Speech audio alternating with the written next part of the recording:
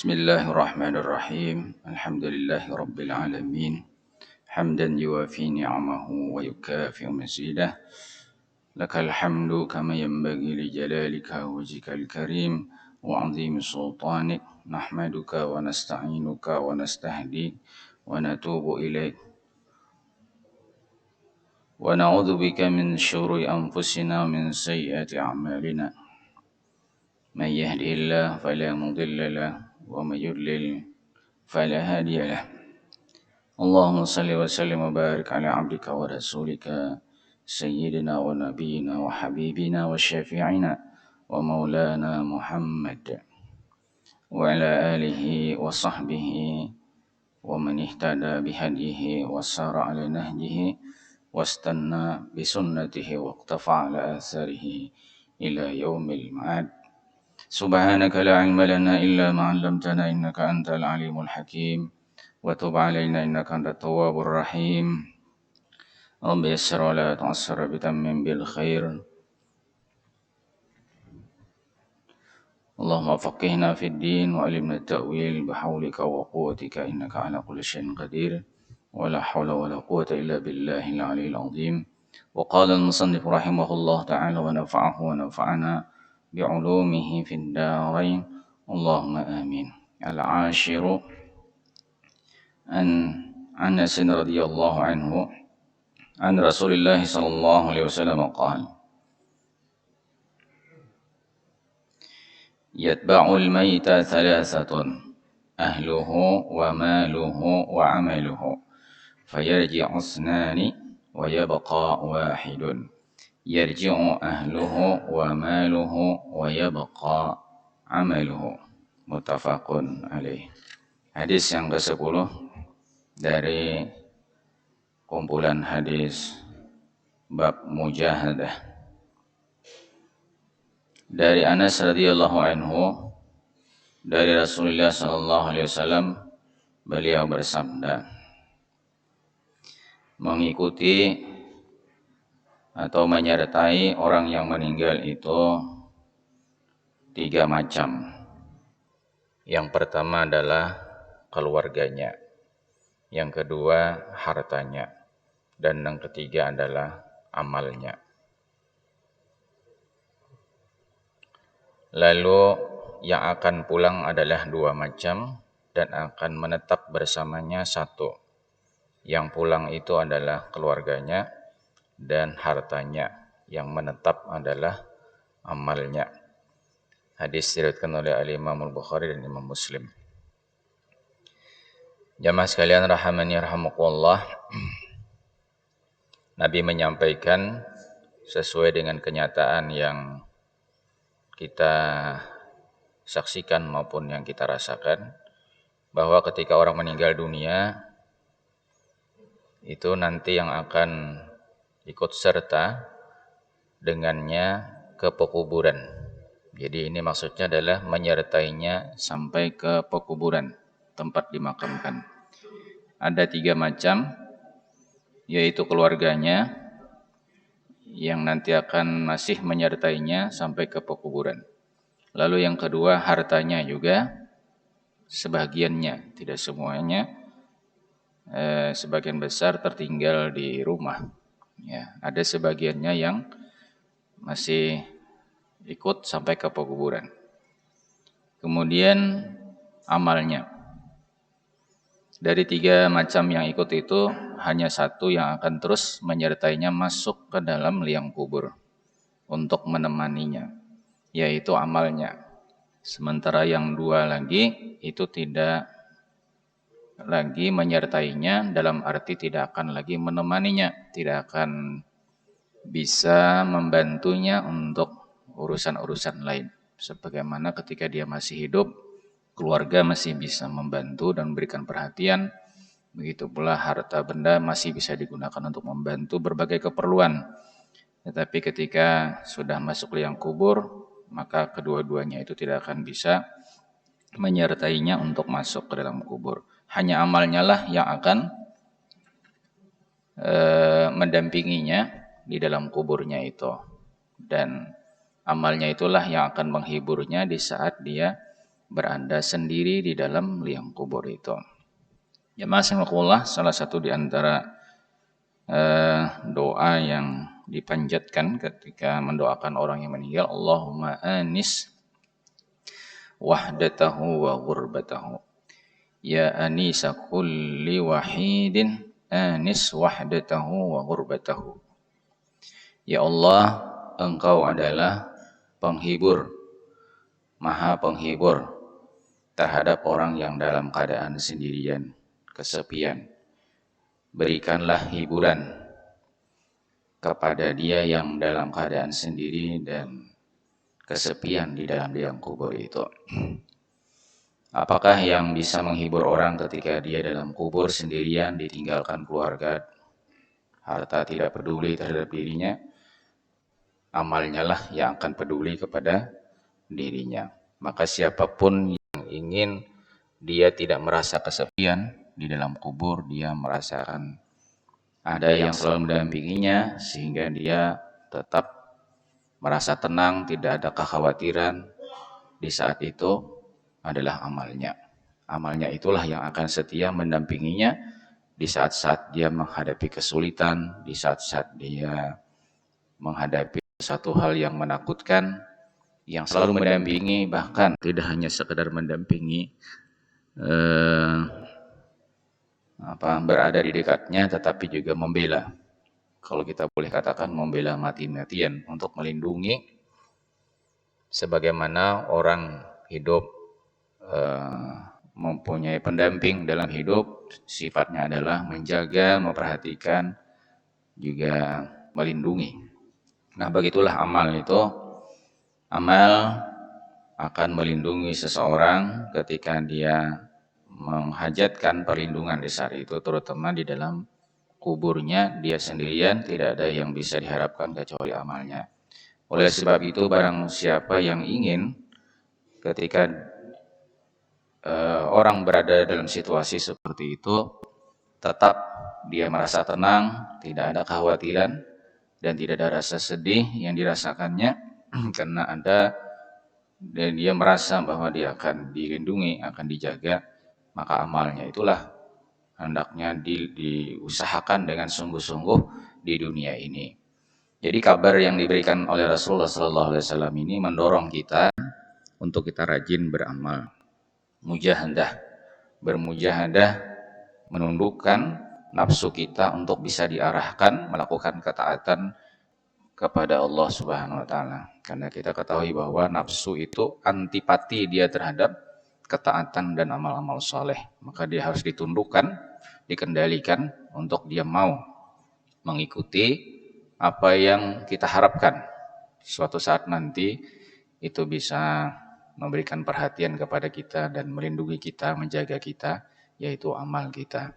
Nah, disitulah letak mujahadahnya dari kabar yang dibawa Rasulullah SAW itu. Sebenarnya Rasulullah SAW ingin mendorong kita agar senantiasa rajin melakukan amal-amal saleh, mempersiapkan pendamping yang terbaik buat kita di saat kita sangat menghajatkan pendamping itu, yaitu ketika berada di dalam kubur. Jamaah sekalian rahimani rahimakumullah. Kemudian di hadis yang ke-11, an Ibnu Mas'udin radhiyallahu anhu qala an-nabi sallallahu alaihi wasallam, al-jannatu aqrabu ila ahadikum min syiraki na'lihi wan naru mislu zalika. Rawahul Bukhari. Dari Ibnu Mas'udin radhiyallahu anhu, beliau berkata, bersabda Nabi sallallahu alaihi wasallam, surga itu lebih dekat kepada seseorang daripada tali sandalnya, dan neraka seperti itu juga, yaitu lebih dekat neraka itu kepada seseorang daripada tali sandal.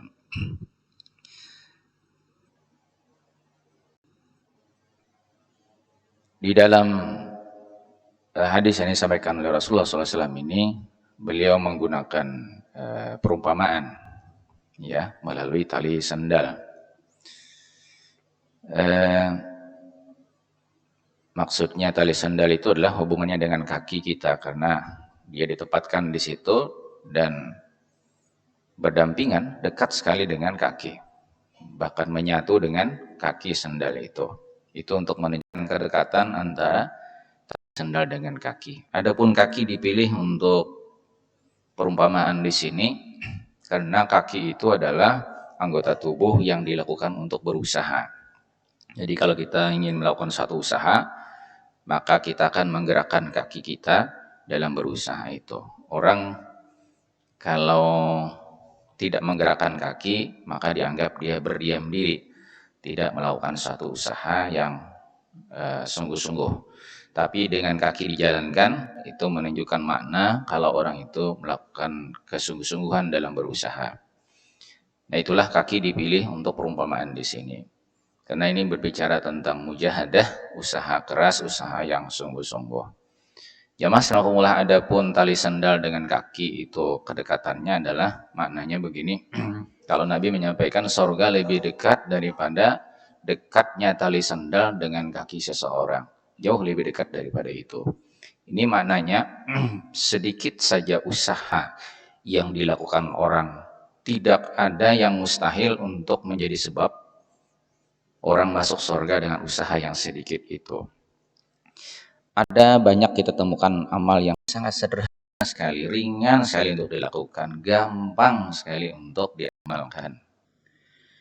Nah, tapi hal ini tidak boleh kita remehkan, tidak boleh kita anggap kecil, tidak boleh kita abaikan begitu saja, apalagi terlalu sulit untuk kita mengerjakannya. Itu gampang sekali dan kesempatan pun ada untuk melakukan. Maka peluang ini jangan kita abaikan begitu saja, kita biarkan tidak kita lakukan. Kenapa? Bisa jadi yang kecil ini, yang kita anggap remeh ini, bila diamalkan itu dapat mengundang datangnya rahmat Allah Subhanahu wa Ta'ala. Karena rahmat Allah Subhanahu wa Ta'ala itulah yang menentukan seseorang masuk surga. Sebesar apapun amal seseorang, sehebat apapun amal seseorang, itu tidaklah menentukan ukuran itu. Tetapi rahmat Allah lah yang menentukan itu, yang sebagaimana disebutkan dalam hadis Nabi Shallallahu Alaihi Wasallam. Jadi Nabi, bukanlah amal kalian yang akan menentukan kalian masuk surga. Lalu sahabat bertanya, apakah pian juga demikian ya Rasulullah? Iya, kata Rasulullah, aku pun demikian. Illa ayyataghammadani Allah birahmatin minhu, kecuali kalau Allah memberikan rahmatnya kepadaku.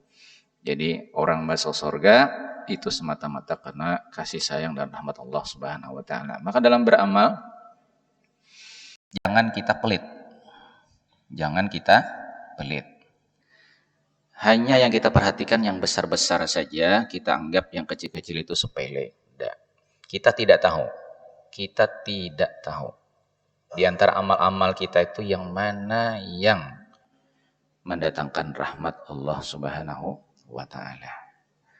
Bukan kita yang menentukan. Kita tidak bisa mengkalkulasi, menghitung-hitung bahwa yang besar-besar inilah nanti kelak akan membawa kita ke surga. Tidak. Kita tidak tahu itu. Maka setiap kali ada kesempatan, setiap kali ada kemampuan untuk kita melakukan amal soleh, kita lakukan. Nah, maka usaha untuk itu memang diperlukan mujahadah. Mujahadah. Jadi pikiran-pikiran yang menyepelekan itu sebenarnya adalah bisa datang dari nafsu kita. Maka nafsu kita harus kita tundukkan dengan cara mujahadah. Diperjuangkan nafsu ini untuk ditundukkan, mau dia melakukan walaupun hal-hal yang sesuai di dalam kita melakukan amal soleh. Itulah makna surga itu lebih dekat kepada seseorang daripada tali sendalnya. Begitu pula Rasulullah SAW, jangan sepelekan kemaksiatan-kemaksiatan yang dibenci oleh Allah Subhanahu wa Ta'ala, sekalipun itu makruh misalnya. Sering orang menyepelekan hal yang makruh, padahal itu sesuatu yang dibenci, walaupun dalam pengertian yang dikenal oleh ulama, definisi yang dikenal oleh ulama, bila dikerjakan tidak mendatangkan dosa. Tetapi satu hal yang dibenci kita tidak tahu, jangan-jangan ya di dalamnya ada mengundang kemurkaan Allah Subhanahu wa Ta'ala. Jadi sekecil apapun kita berusaha untuk tidak memperturutkan hawa nafsu, melakukan hal-hal yang tidak diridhoi oleh Allah Subhanahu wa taala. Karena bisa jadi apa yang kita sangka bahwa itu hanya sepele dan tidak mengapa itu malah justru disitulah terdapat murka Allah Subhanahu wa taala yang mengakibatkan orang itu akan dijebloskan ke dalam api neraka. Naudzubillah min dzalik. Jadi kedua-duanya adalah pasti membutuhkan mujahadah. Pasti membutuhkan mujahadah. Jadi mujahadah itu jamaah sekalian tidak hanya untuk urusan-urusan besar.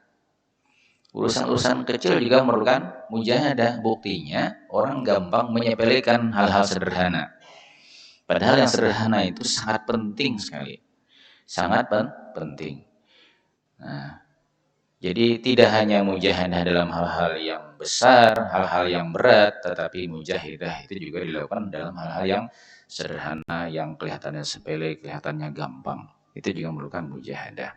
Dan ingat bahwa mujahadah kita adalah menundukkan hawa nafsu. Bagaimana supaya nafsu kita ini terus diarahkan untuk melakukan kebaikan-kebaikan sekecil apapun, sebagaimana juga terus dikendalikan untuk menjauhi sekecil apapun yang tidak diridhoi oleh Allah Subhanahu wa taala untuk dilakukan. Qala ats-tsani asyar, adapun yang ke-12, hadis yang ke-12, an Abi Firas Rabi'ah bin Ka'ab bin al-Aslami khadimi Rasulullah sallallahu alaihi wasallam wa min ahli Suffah radhiyallahu anhu qala kuntu abitu ma'a Rasulullah sallallahu alaihi wasallam فآتيه بوضوئه وحاجته فقال سلني فقلت أسألك مرافقتك في الجنة فقال أو غير ذلك قلت هو ذاك قال فعني على نفسك بكثرة السجود رواه مسلم. Dari Abi Firas, itu panggilan Abi Firas. Nama beliau adalah Rabi'ah bin Ka'ab al-Aslami. Beliau ini adalah khadimi Rasulullah, pelayan Rasulullah sallallahu alaihi wasallam yang berkhidmat kepada beliau sallallahu alaihi wasallam. Dan beliau ini termasuk daripada ahli Sufah. Jadi ada sekelompok sahabat yang tinggalnya di emperan masjid di bagian belakang, teras belakang lah. Mereka ini disebut dengan sebagai ahli sufah. Kebanyakan mereka itu dari kalangan muhajirin, ya, pengungsian begitu kan, dari Mekah ke Madinah, tapi tidak punya keluarga dan mereka tidak punya harta yang dibawa dari Mekah. Jadi mereka adalah orang-orang yang miskin, orang-orang yang fakir. Nah, dengan kondisi yang itu, Rasulullah SAW menyediakan tempat di bagian belakang masjid, ada teras di situ untuk mereka tinggal. Ahlus Sufah ini sehari-harinya mereka selain beribadah, nuntut ilmu dengan Rasulullah SAW, giat, dan mereka berjasa juga untuk menyebarkan ilmu kepada salah satu di antara mereka itu adalah yang meriwayatkan hadis ini, yaitu Abu Firas, yang bernama Rabi'ah bin Ka'ab Aslami. Beliau menceritakan begini. Suatu ketika saya bermalam di tempat Rasulullah SAW, maksudnya di depan pintu rumah, bukan bermalam di dalam rumah, enggak. Di depan pintu rumah Rasulullah SAW. Tapi bukan untuk tidur, berjaga. Karena beliau adalah salah satu di antara yang berkhidmat kepada Rasulullah, sehingga setiap saat sedia untuk melaksanakan apa yang menjadi keperluan Rasulullah. Nah, jadi cerita beliau begini, fa'atihi biwudu'i. Biasanya aku menyediakan air keperluan wudunya Rasulullah sallallahu alaihi wasallam. Yang mengambilnya dari sumur, ya, dari sumur, entah berapa jaraknya, diangkut dibawa ke rumah Rasulullah untuk keperluan berwudunya Rasulullah SAW. Tugasku juga adalah untuk memenuhi hajat-hajat Rasulullah, seperti masalah pakaian, masalah sandal, masalah apalah keperluan-keperluan Rasulullah SAW. Suatu hari Rasulullah SAW menemui aku dan beliau bersabda, "Salni, wahai Rabi'ah, sampaikanlah keperluanmu kepadaku. Ya, mintalah sesuatu kepadaku." Lalu ujar Rabi'ah bin Ka'ab al-Aslami radhiyallahu an, waktu itu karena diminta maka aku sampaikan, "Ya Rasulullah, aku meminta kepada engkau agar supaya aku tetap menemani engkau di dalam surga." Jadi tidak hanya di dunia ini saja mendampingi Rasulullah untuk berbagai keperluan Nabi yang perlu dibantu, tetapi ingin tetap tidak hanya di dunia, tapi nanti kelak di surga seperti apa yang beliau lakukan di dunia ini. Lalu Rasulullah SAW bersabda, "Wahai Rabi'ah, apa kamu minta selain itu?" Nah, pertanyaan apa kamu minta selain itu maksudnya adalah Nabi ingin memastikan apakah permintaannya memang itu atau ada permintaan lain. Bisa jadi juga maknanya adalah kata-kata itu, apakah kamu tidak minta yang lain saja, tidak usah yang itu, misalnya begitu. Bisa juga maknanya. Apa dijawab oleh Rasulullah? Itu permintaan itu. Artinya ulun kada memilih yang lain, permintaan hanya itu. Atau maknanya bisa juga ulun kada meminta yang kedua, ketiga, ulun cuma minta satu yang itu saja. Jadi ulun mintanya supaya Allah berkenan untuk menghadapi dalam surga. Nah, Rasulullah kemudian bersabda, "Fa'ini 'ala nafsik bi kasratis sujud." Bantulah aku untuk mewujudkan harapan kamu itu dengan kamu perbanyak sujud. Perbanyak sujud. Jamaah sekalian rahimani rahimakumullah, memperbanyak sujud itu maknanya dua. Yang pertama adalah bi'italatis sujud, yaitu memperpanjang sujud. Sehingga ini bisa dilakukan untuk semua sholat, baik sholat fardu maupun sholat sunat. Makna yang kedua adalah memperbanyak sujud itu memperbanyak sholat. Kalau memperbanyak sholat, maka tentu yang wajib tidak bisa diperbanyak. Karena yang wajib itu ya saitu tupang nang 5 waktu itu. Jangan kena ditambahi. Dalilnya adalah ujar Nabi banyaki sujud. Bukan begitu. Nah, jadi dua makna. Nah, kalau kita bisa melakukan kedua-duanya, itu lebih bagus lagi. Jadi selain kita memperbanyak sholat-sholat sunat kita juga memperpanjang sujud kita di waktu kita sujud di hadapan Allah Subhanahu wa taala. Jadi Rasulullah SAW mengarahkan, ya, membimbing Rabi'ah bin Ka'ab al-Aslami radhiyallahu anhu untuk mendapatkan harapannya, yaitu mendapatkan kemuliaan untuk dekat dengan Rasulullah sampai di surga. Itu adalah dengan caranya bermujahadah. Untuk mendapatkan surga tidak bisa dengan bermalas-malasan, tidak bisa dengan hanya menghayal saja, tidak bisa. Harus dilakukan kesungguh-sungguhan. Maka Nabi menyebut perbanyak. Jadi bukan sekadar sujud, tetapi perbanyak. Banyaki ya Rasulullah SAW. Nah, banyaki itu adalah mujahadah. Jadi memang harus kita setengah paksakanlah diri kita ini untuk memperbanyak sholat. Terutama sholat-sholat sunat. Kemudian yang lainnya seperti yang tadi saya sampaikan adalah memperpanjang sujud. Keadaan seseorang yang paling dekat ketika sholat itu adalah di waktu dia sujud.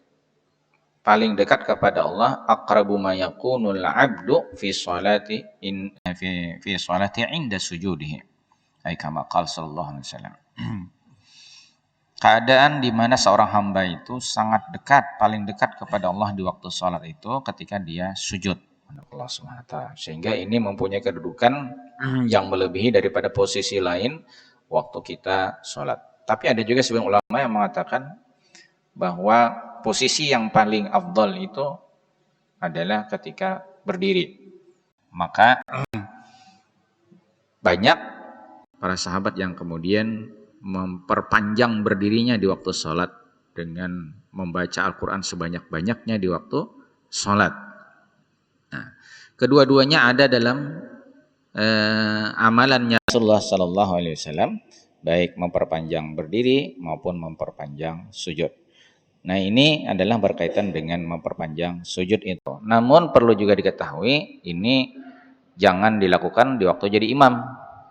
Kalau ini dilakukan di waktu jadi imam, nah ini tidak tepat, ya, karena imam itu bertanggung jawab terhadap makmum yang kondisinya bermacam-macam di belakang itu. Perpanjang sujud. Nah, ini makna mujahadah. Bikasratis sujud, memperbanyak sujud, maknanya adalah bisa memperpanjang sujud, bisa memperpanjang sholat. Karena memperbanyak sholat. Karena sujud itu juga bermaknakan sholat. Ya, sujud bermaknakan sholat.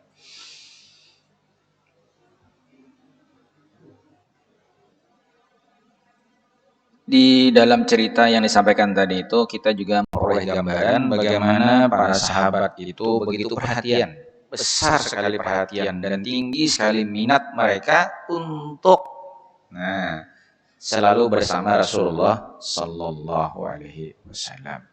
Tapi untuk mendapatkan itu Nabi berikan pengarahan, harus sungguh-sungguh kata Nabi kalau ingin tetap bersamaku.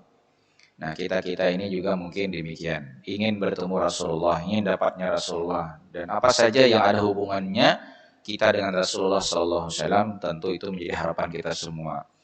Maka untuk mendapatkan itu tidak bisa kita hanya minta-minta begitu saja, usahanya tidak ada. Harus kita bermujahadah untuk bisa harapan kita itu kita dapatkan kelak suatu saat nanti. Apalagi agak mustahil kalau orang berharap dapat syafaat Nabi, dapat bertemu Nabi, dekat dengan Nabi, tetapi menyalahi sunnah Nabi. Cara-cara hidupnya malah justru bertentangan, menyalahi dengan sunnah-sunnahnya Rasulullah Sallallahu Alaihi Wasallam. Mana mungkin harapan yang seperti ini bisa terwujud. Jadi apa yang menjadi arahan-arahan Rasulullah Sallallahu Alaihi Wasallam itu semuanya harus diikuti. Seperti tadi Nabi mengarahkan salah seorang di antara yang hidupnya berkhidmat kepada Rasulullah, yaitu Sayyidina Rabi'ah bin Ka'ab Al-Aslami radhiyallahu anhu itu, untuk rajin-rajin ya di dalam memperhatikan sholat. Kemudian yang berikutnya hadis yang ke-13. An Abi Abdillah wa yuqalu Abu Abdurrahman Sauban maula Rasulullah sallallahu alaihi wasallam qala sami'tu Rasulullah sallallahu alaihi wasallam yaqul alaika bikasratis sujud fa innaka lan tasjuda lillahi sajdatan illa rafa'aka Allahu biha darajatan wa hatta 'anka biha khati'atan. Rawahu Muslim. Dari Abi Abdillah, beliau dipanggil juga dengan panggilan Abu Abdurrahman. Ada dua panggilan, Abu Abdillah, Abu Abdurrahman. Nama beliau Sauban. Siapa Sauban ini? Radhiyallahu an, maula Rasulullah SAW. Di sini dikenalkan Sauban di sini adalah maula. Maula itu mantan budak. Mantan budak. Kalau dikatakan maula Rasulullah SAW itu berarti mantan budak yang dimerdekakan oleh Rasulullah Sallallahu Alaihi Wasallam. Nah, sebelum melanjutkan, perlu mungkin ulun tambahkan pengenalan terhadap sahabat yang satu ini. Sauban ini adalah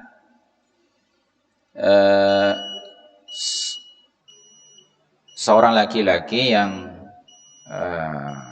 didapatkan dari hasil peperangan. Jadi kalau ada orang ditawan atau didapatkan dari hasil peperangan itu dia akan jadi budak. ya, akan jadi pelayan. Ya, misalnya, apapun latar belakangnya, walaupun sebelum itu dia tidak budak. Nah, Rasulullah SAW menemukan Sauban ini di antara yang didapatkan dari negeri Hijaz. Lalu oleh Rasulullah dibeli dari seseorang, kemudian beliau merdekakan. Dibeli dari seseorang, kemudian dimerdekakan. Lalu Rasulullah SAW menawarkan kepada Sauban, "Hai Sauban, apakah kamu ingin kembali ke kampung halaman kamu, ataukah tetap ingin bersama kami?" Nah, di mana kan kampung halaman Sirin ini menurut yang disebutkan itu di negeri Yaman. Ada yang mengatakan di perbatasan sekitar antara Yaman dengan Mekah begitu. Apa kamu, Nabi memberikan pilihan, bebas saja pilih. Kalau mau pulang kampung halaman silahkan. Kan ini sudah dibeli dan dimerdekakan Rasulullah SAW. Ataukah ikut bersamaku, kata Rasulullah. Nah, beliau memilih untuk bersama Rasulullah SAW. Jadi ini termasuk ahlul baitnya Rasulullah SAW, walaupun tidak ada garis keturunan dengan Thauban. Seperti Salman Al-Farisi, itu ahlul bait juga. Jadi ahlul bait itu tidak hanya dalam makna yang khusus, ada garis keturunan dengan Rasulullah atau keluarga Rasulullah SAW. Jadi Nabi itu mempunyai ahlul bait yang mempunyai latar belakang dari suku-suku berbeda-beda, bangsa-bangsa bahkan berbeda. Salman Al-Farisi itu dari bangsa Persia, bukan bangsa Arab. Bangsa Persia, bukan bangsa Arab, tidak sama bangsanya. Tapi itu ada ahlul bait Rasulullah SAW. Nah, Thauban radhiyallahu anhu ini menyatakan ingin bersama Rasulullah SAW. Jadi sehari-harinya Thauban itu selalu mendampingi Rasulullah SAW. Seperti Rabi'ah tadi itu. Sehari-harinya melayani Rasulullah. Bahkan tidak pernah Thauban ini meninggalkan Rasulullah. Kalau Rasulullah pergi pun untuk tugas apapun itu mendampingi Rasulullah SAW. Jadi di Madinah selalu ada Thauban bersama Rasulullah, di luar Madinah selalu ada Thauban mendampingi Rasulullah SAW sampai Nabi wafat. Sehingga hadis ini salah satu di antara hadis-hadis yang lain yang diperoleh oleh Thauban dari Rasulullah SAW. Jadi saya mendengar, kata beliau, dari Rasulullah SAW bersabda, "Wahai Thauban, kamu mesti memperbanyak sujud." Nah, memperbanyak sujud tadi sudah ulun terangkan. Karena ujar Nabi, seseorang tidak akanlah dia sujud kepada Allah, melainkan dengan sujud, sekali sujud itu Allah akan angkat derajatnya dan Allah ampuni dosanya. Diangkat derajat, itulah yang akan membawa orang ke surga. Diampuni dosanya, itulah menjadi sebab orang terjauhkan dari neraka. Hadis ini sebenarnya ada sedikit cerita di balik itu. Jadi munculnya riwayat ini tadinya adalah seorang tabi'in bernama Ma'dan bin Abi Thalhah. Seorang tabi'in ini kada bertemu Nabi, hanya bertemu sahabat. Jadi waktu bertemu dengan Thauban radhiyallahu anhu ini bertanya, "Wahai Thauban, tolong beritahu aku apa kira-kira amal yang bisa memasukkan aku ke dalam surga." Diam saja Thauban, tidak bereaksi. Ditanya lagi yang kedua dengan pertanyaan yang sama, diam saja tidak menjawab. Ditanya yang ketiga, diam saja tidak menjawab. Tetapi berselang kemudian beliau menyampaikan. Jadi jari Thauban radhiyallahu anhu, "Wahai sahabatku, kalau kamu ingin masuk surga, perbanyaklah sujud. Karena aku mendengar Rasulullah." Nah, seperti yang dilihat di sini. Karena aku mendengar Rasulullah SAW, beliau menyampaikan hal itu kepadaku, bahwa kamu, wahai Thauban, perbanyaklah sujud, karena dengan memperbanyak sujud itu derajat kamu akan diangkat, dosa-dosa kamu akan diampuni oleh Allah Subhanahu wa Ta'ala. Nah, itu jadi jamaah sempurna, seperti tadi sudah sampaikan, ini juga merupakan gambaran bagaimana generasi sahabat, generasi tabi'in, itu orang yang sangat tamak, tinggi sekali perhatiannya, ya, untuk mencari-cari jalan bagaimana bisa sampai ke surga, terhindar dari siksa neraka. Jadi apa yang ditanyakan itu seperti itu. Jadi tabi'in yang tidak pernah berjumpa dengan Rasulullah, tapi mereka berjumpa dengan sahabat, mencari-cari dari sahabat keterangan-keterangan bagaimana caranya. Nah, ini salah satu di antara yang disebutkan, isinya, intinya sama seperti yang disampaikan Rasulullah kepada khadam beliau yang bernama Rabi'ah, dan ini juga salah satu di antara yang berkhidmat dengan Rasulullah SAW, yaitu Sauban radhiyallahu anhu. Demikian jazakallah apa yang dapat ulun sampaikan tentang mujahadah ya dalam hadis-hadis Rasulullah SAW. Baik, mungkin Bapak-bapak, ibu-ibu, jemaah masjid yang Allah muliakan, guru kita tadi menjelaskan beberapa hadis. Hadis pertama adalah tentang yang mengikuti kita dalam kubur. Mungkin ada yang bertanya, silakan. Tafadhal. Beliau.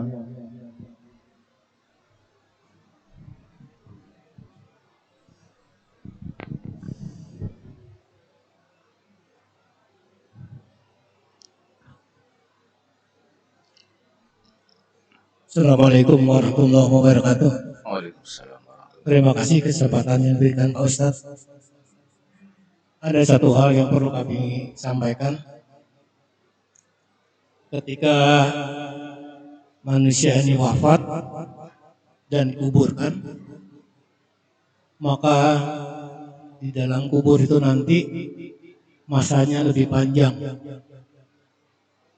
Bisa beribu-ribu tahun jika dibandingkan dengan umur almarhum atau almarhumah ini.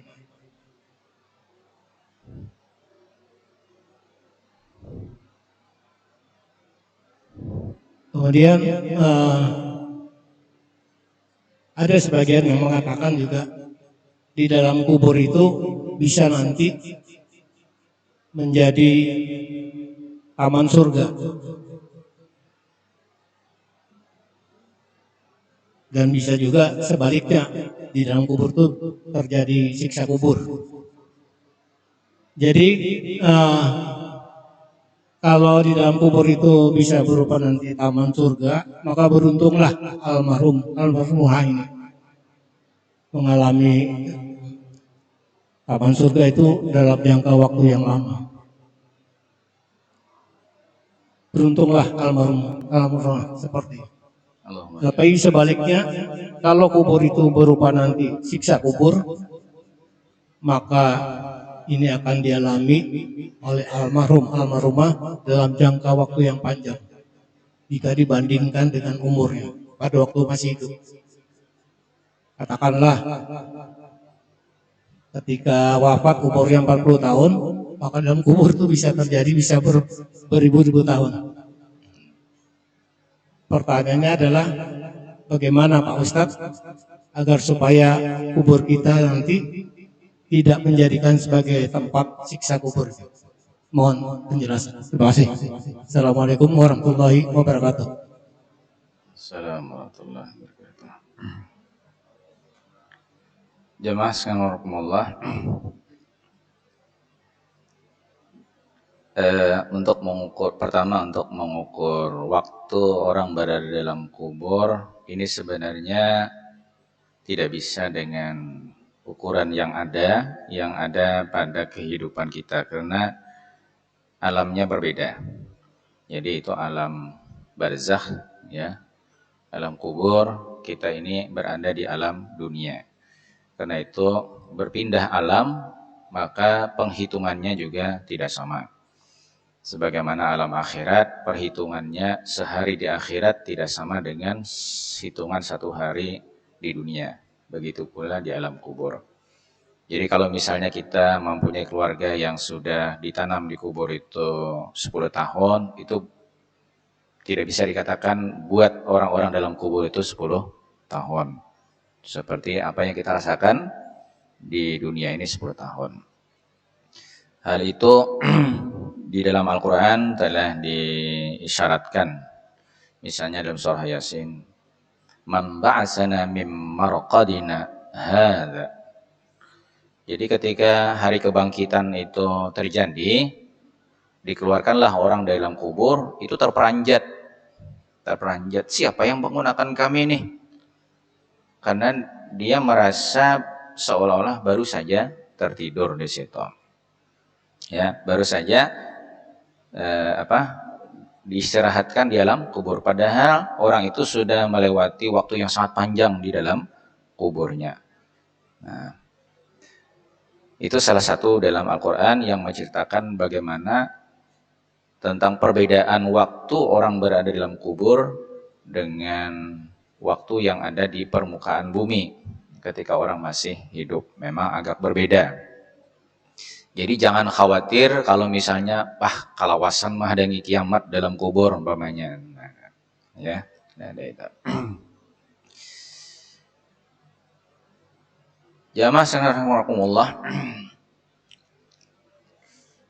Di dalam kubur itu sebagaimana dijelaskan dan tadi singgung dalam pertanyaan itu, kalau ada kenikmatan yang dirasakan oleh orang di sana dan ada juga penyiksaan ya yang menimpa orang di sana.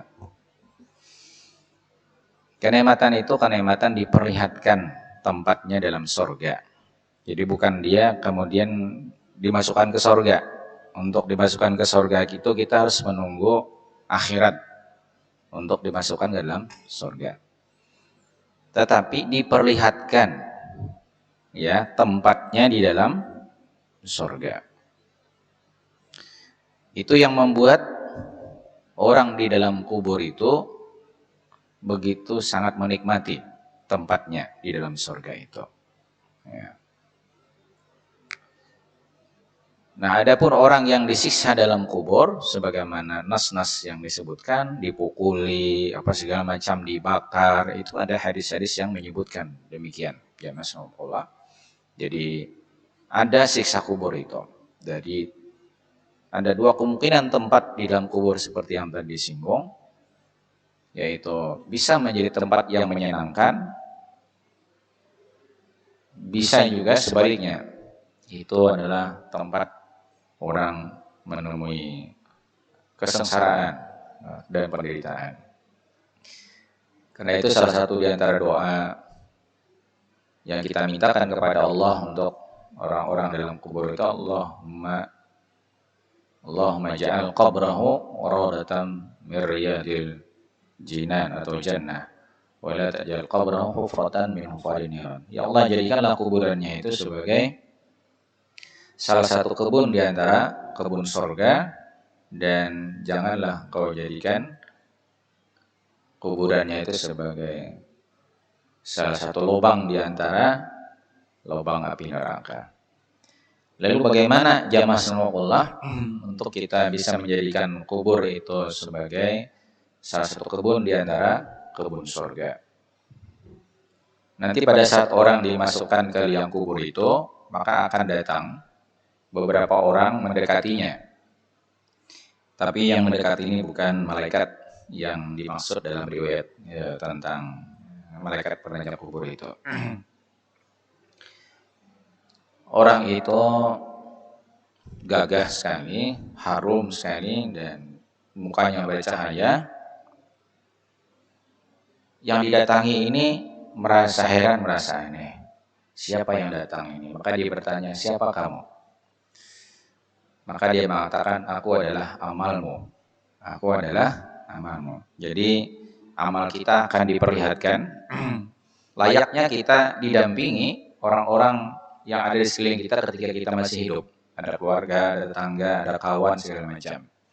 Sebagaimana yang tadi disampaikan, bahwa yang akan mendampingi orang di dalam kuburnya itu adalah amalnya. Maka amal itu diwujudkan seperti manusia. Ya, dia tidak akan merasa kesepian. Jadi akan datang. Yang disebutkan dari riwayat itu adalah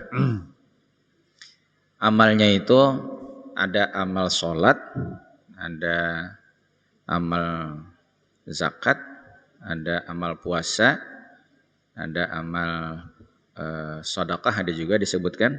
Nah, jamaah sekalian, kedatangan amal ini adalah untuk mendampingi di saat ada malaikat datang, ya, untuk ya melakukan proses lah, ya kan, terhadap orang yang meninggal itu dengan pertanyaan-pertanyaan. Jadi kalau malaikat itu mulai mendekat dari arah manapun, maka itu akan lebih dulu berhadapan dengan amal. Jadi malaikat itu tidak bisa dekat sekali dengan orang itu karena amal itu ada di hadapan pemiliknya. Jadi amal sholat itu ada di sebelah di kepala, kemudian ada amal puasa di sebelah kanannya, ada amal zakat di sebelah mana? Sebelah kirinya, kemudian di sebelah kakinya juga ada, itu amal sedekah, amal silaturahim ada di situ. Ada amal-amal yang lain yang disebutkan di sebelah kaki itu. Jadi kalau ada malaikat yang berusaha mendekat, maka semacam bodyguardnya lah begitu kan, semacam pengawalnya itu, nah itu ada mengelilingi orang itu sebelah menyebelah. Nah sehingga dia merasa sangat nyaman saat itu, tidak ada rasa takut, tidak ada rasa gentar untuk didatangi dari arah manapun oleh malaikat-malaikat itu. Setelah selesai jam semula baru kemudian diperlihatkanlah tempatnya. Jadi jam semula itulah amal-amal yang akan membantu orang untuk melewati saat-saat menegangkan lah gitu kan. Untuk kemudian setelah itu bisa melewati itu, dia akan ditentukan nasibnya, apakah diperlihatkan tempatnya di surga ataukah dia harus mengalami penyiksaan-penyiksaan dalam kuburnya itu. Maka kembali jam 10 untuk kita seperti yang ditanyakan itu, bagaimana menjadikan kuburan itu sebagai salah satu kebun di antara kebun surga, amal. Jadi amal kita itu yang harus kita perhatikan. Tidak hanya untuk dikatakan memperhatikan itu disungguh-sungguhi. Maksud jadi diperhatikan betul itulah disungguhi, dimujadahi. Ya. Salat terutama. Tadi ada beberapa sudah yang disebutkan mengenai salat. Jadi salah satu kesimpulan penting dari apa yang disebut dalam hadis-hadis Nabi tentang salat tadi itu, bahwa hadis-hadis Nabi tadi itu untuk menunjukkan betapa strategisnya kedudukan salat itu dibandingkan dengan amal-amal yang lain. Maka berikanlah perhatian terhadap salat ini dengan beberapa hal. Di dalam kitab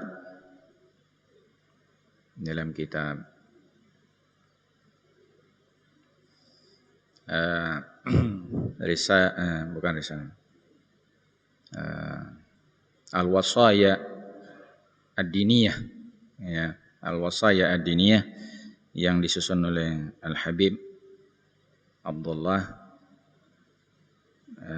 bin Alawi bin Muhammad Al-Haddad rahimahullah ta'ala yang beliau menyusun Ratib Haddad itu. Ada juga Risalatul Muawanah, kitab beliau. Nah ini adalah kitab Al-Wasaya Ad-Diniyah. Nah, di situ disebutkan tentang salat ini. Kata beliau begini, Quran itu menyebutkan tentang salat itu dengan sebutan hafizu ala salawat. Hafizu ala salawat. Kemudian juga menyebutkan salat itu wa yuqimunas shalah. Jadi tidak menyebutkannya kalimatnya itu secara berdiri sendiri, tetapi didampingi dengan kata-kata lain. Jadi hafizu ala salawah itu peliharalah salat. Jadi bukan salatlah kamu, enggak, tetapi peliharalah salat. Nah, dirikanlah salat. Jadi bukan salatlah kamu, enggak, dirikan salat. Jadi ada kata-kata dirikan, ada kata-kata pelihara. Gitu kan. Ada lagi satu lagi apa itu? Al-mudawamah 'ala shalah. Wa hum 'ala salatihim daimun. Daimun 'ala shalah itu artinya terus-terusan melakukan salat. Nanar jurang gitu kan. Nah, jadi ini kata-kata pendamping dari kata-kata salat itu memberikan satu makna yang berbeda dengan hanya sekedar salat. Nah, jadi di situ ada peliharalah salat, dirikanlah salat, terus-terusanlah dalam melakukan salat. Apa maknanya itu? diberikan perhatian khusus jamaah sekalian untuk urusan sholat ini. Nah, beliau kemudian menyampaikan ada cara beberapa diantaranya. Satu jarsidin adalah lakukanlah sholat itu di awal waktu. Itu wujud daripada kita memperhatikan dan memelihara menegakkan sholat. Lakukan di awal waktu. Karena jelas berbeda orang yang melakukannya di awal waktu, di pertengahan waktu, di akhir waktu itu berbeda. Awalul waktu ridwanullah. Nah, dalam hadis itu awal waktu dalam pekerjaan salat itu mengundang ridha Allah Subhanahu wa taala. Kalau akhir waktu itu mengundang keampunan Allah Subhanahu wa taala. Jadi itu memberikan kesan seolah-olah ada kesalahan orang kalau sampai menunda-nunda akhir waktu. Nah, itu kan. Sementara orang yang melakukannya di awal waktu itu mengundang ridha Allah. Beda, mengundang ridha Allah dengan keampunan Allah Subhanahu wa taala itu. Itu salah satu keterangan. Bagaimana Nabi ditanya amal apa yang paling afdal, Nabi menjawab adalah sholat di awal waktu. Itu adalah amal yang paling afdal. Nah, begitu cara kita memberikan perhatian terhadap sholat. Satu. Yang kedua adalah dengan cara berjamaah. Sholat berjamaah. Betapa banyak hadis-hadis yang mendorong kita untuk memperhatikan sholat berjamaah. Dijanjikan pahala sekian, keutamaan ini, itu, segala macam. Tidak bukan untuk menunjukkan bahwa keafdalan sholat itu dilakukan secara berjamaah.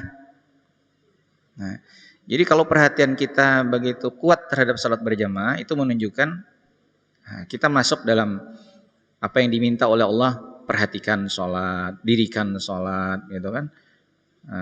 Itu sholat berjamaah. Kemudian kata beliau, mengikuti sholat yang fardu itu dengan sholat sunnah. Nah, itu menunjukkan bahwa orang senang dengan pekerjaan sholat. Kalau kita fardunya saja, kemudian sunnahnya tidak bergairah, berarti minat kita tidak terlalu kuat menyukai pekerjaan sholat itu. Tapi kalau orang semangat mengerjakan sholat sunat, nah itu berarti bahwa dia memang sangat menggemari pekerjaan sholat itu. Ya. Nah itu yang beliau katakan. Kemudian ada lagi, beliau menyebutkan berusaha untuk khusyuk dalam sholat. Itu bahagian semuanya rangkaian daripada perintah Allah, hafizu ala sholawat. Peliharalah sholat, dirikanlah sholat.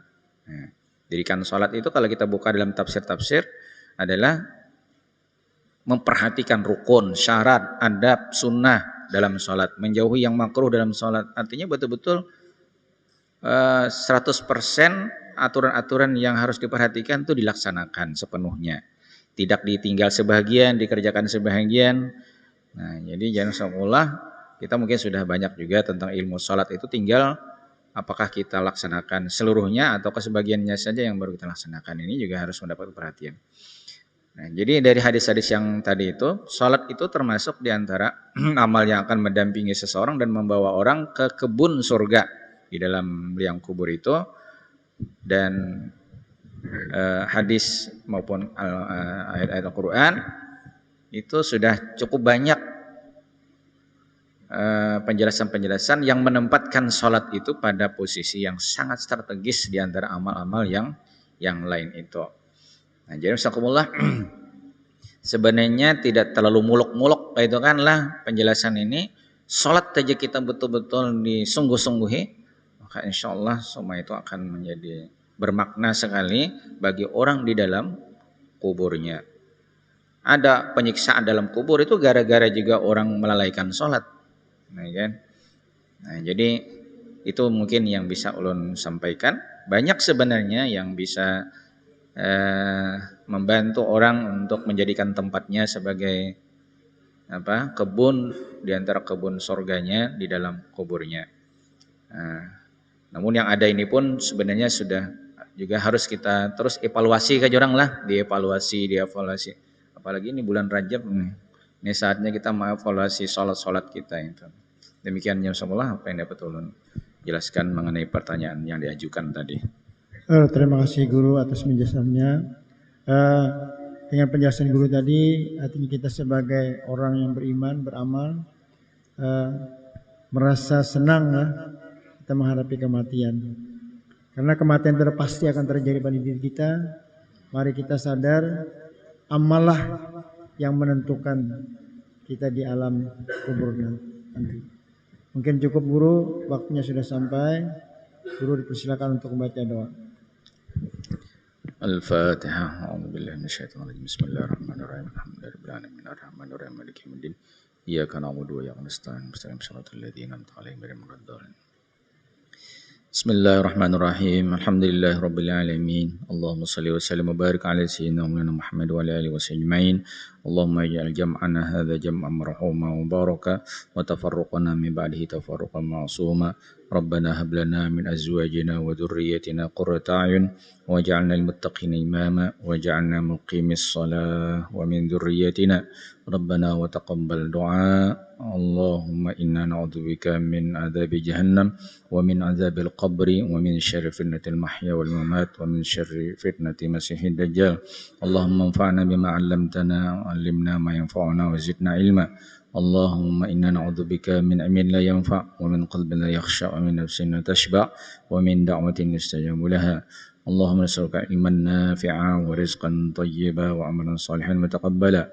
Rabbana atina fid dunya hasanah wa fil akhirati hasanah wa qina adzaban nar. Wa sallallahu ala sayyidina Muhammadin wa ala alihi wa sahbihi wa sallam. Walhamdulillahirabbil alamin. Assalamualaikum warahmatullahi wabarakatuh.